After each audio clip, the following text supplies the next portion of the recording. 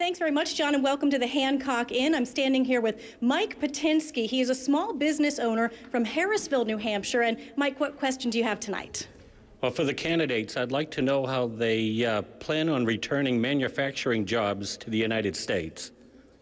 Congressman Paul, why don't you start with that one? Pretty important, because everything we've done in the last 20 or 30 years, we've exported our jobs.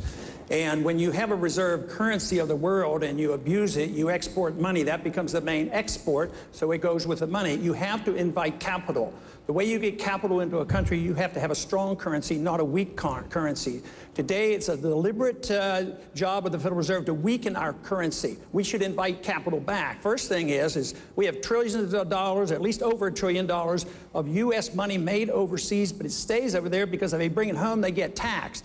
If you want to, we need to get the Fed to quit printing the money, and if you want capital, you have to entice those individuals to repatriate their money and take the taxes off us, set up a financial system, deregulate and de-tax, to invite people to go back to work again. But as long as we run a program of deliberately weakening our currency, our jobs will go overseas, and that is what's happened for a good many years, especially in the last decade. Governor Pawlenty, does the congressman have it right? Well, there's a number of things we need to do to restore manufacturing in this country, and I grew up in a meatpacking town. I grew up in a manufacturing town. I was in a union for 6 or 7 years. I understand what it's like to see the blue-collar communities and the struggles that they've had when manufacturing leaves. So I've seen that firsthand. But number one, we got to have fair trade.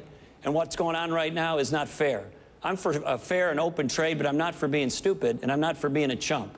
And we have individuals and organizations and countries around this world who are not following the rules when it comes to fair trade. We need a stronger president and somebody who's going to take on those issues. Number two, we need to make the costs and burdens of manufacturing in this country lower. We're asking them to climb the mountain with a big backsack full of rocks on their back, and we have to take the rocks out. One of them is Obamacare. I met somebody in Arizona the other day who's moving his whole company out of the country just because of Obamacare. The taxes are too high, the regulations are too heavy, the permitting is too slow, and the message everywhere around this country from business leaders, large and small, including manufacturing, is get the government off my back. As president, I will. How about to help workers, Congressman, get ready for the new jobs in manufacturing? Should the United States government, the federal government, be, say, helping community colleges with their vocational training programs and things like that?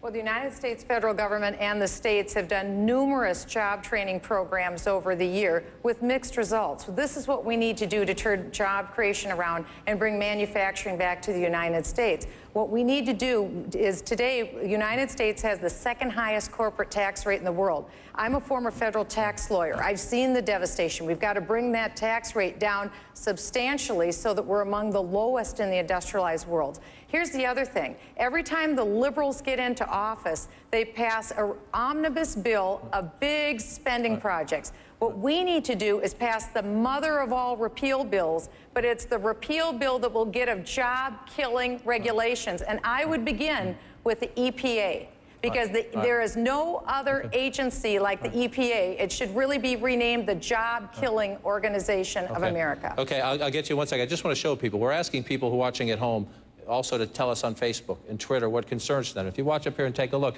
just look what's happened. 3 most important issues this election season, regardless of party: jobs, the jobless, and whether you want a job.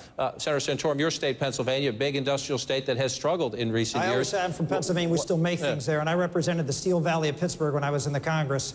And what I learned from growing up in Butler, Pennsylvania, Steel Town, is that the broad middle of America was a broad middle of America when we had lots of manufacturing here. Because that's how the wealth from those who create the jobs get down, and we've been outsourcing those jobs. So what we need to do is a lot of what was said here. I would add one other thing that I'm specifically proposing. We need to cut the capital gains tax in half, which others proposed, but for manufacturers, we need to give a 5-year window where we cut it to 0. We want to encourage people to set up jobs here in America. Take that R&D credit, make it permanent, take that innovation, and then invest that money here to create that broad middle of America and have that wealth really trickle down. Let's stay on jobs and the economy. We'll get to everybody. I just want to bring Josh Michele from WMUR down here on the floor. He has a question related to this. Thank you, John. Good evening, candidates. Governor Pawlenty, the possibility exists that New Hampshire could soon become the 23rd state to pass right-to-work legislation. Unions don't like it because they feel that making membership voluntary would weaken organized labor. You know, you've seen the protests in your home state of Minnesota. My question is, Where do you fall on right to work, and would you support a federal right to work law? We live in the United States of America, and people shouldn't be forced to belong or be a member in any organization, and the government has no business telling people what group you have to be a member of or not. I support strongly right-to-work legislation. I got one more thing, John. Like I said, for much of his life, my dad was a Teamster truck driver. My brothers and sisters, many of them are in unions. I was in a union. We grew up in a blue-collar town. I understand these issues. My family were Reagan Democrats. Now, most of them listen to Rush Limbaugh, actually. But the point is, I understand these issues. But we don't have a government tell us what organizations or associations we should be in. We tell the government what to do. Mr. Speaker, I assume you agree, and as you come into the conversation, one of the criticisms, you tell me whether it's fair or not, one of the criticisms has been, as you watch some of these governors deal with this issue across the country, that some people say there's a tone about it, that they seem to be trying to demonize public employees or union workers. Well, that's a totally different question. The question that was asked was right to work. And one of the things the Congress should do immediately is defund the National Labor Relations Board, which has gone into South Carolina to punish Boeing, which wants to put 8,000 American jobs in South Carolina by fundamentally eliminating right to work at the National Labor Relations Board. Now, that's a real immediate threat from the Obama administration to eliminate right to work, and I think that it is fundamentally the wrong direction. I hope that New Hampshire does adopt right to work. I'd frankly keep it at the state level, because as each new state becomes right to work, they send the signal to the remaining states, don't be stupid.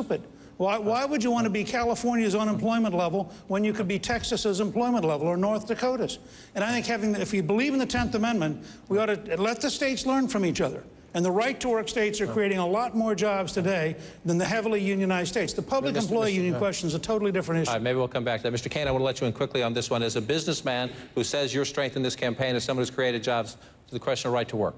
Yes, I do believe that the states should have the right. I believe in right to work, and I hope that New Hampshire is able to get it passed. And I agree with the Speaker and the others who believe that if the federal government continues to do the kinds of things that this administration is trying to do through the back door, through the National Labor Relations Board, that's killing our free market system, and the free market system is what made this economy great, and we have to keep the free market system strong. All right, a lot more ground to cover with our candidates tonight. We're about to take our first break of the evening. We will have several, a lot more ground to cover, a lot more domestic policy, a lot of foreign policy. We want to see who you might want as your next commander-in-chief, should you choose to make President Obama a one-term president. One of the other things we want to do, though, is to learn a little bit more about these candidates and their personality. So I'm going to borrow something from my sports fan experience. Every time we go to break or come back from break, I'm going to ask the candidates, one at a time, a question I'll call this or that. I give them a choice. These are not serious political issues. It's just to show a little bit of the personal side of our candidates. Senator Santorum, I want to start with you. Thank you.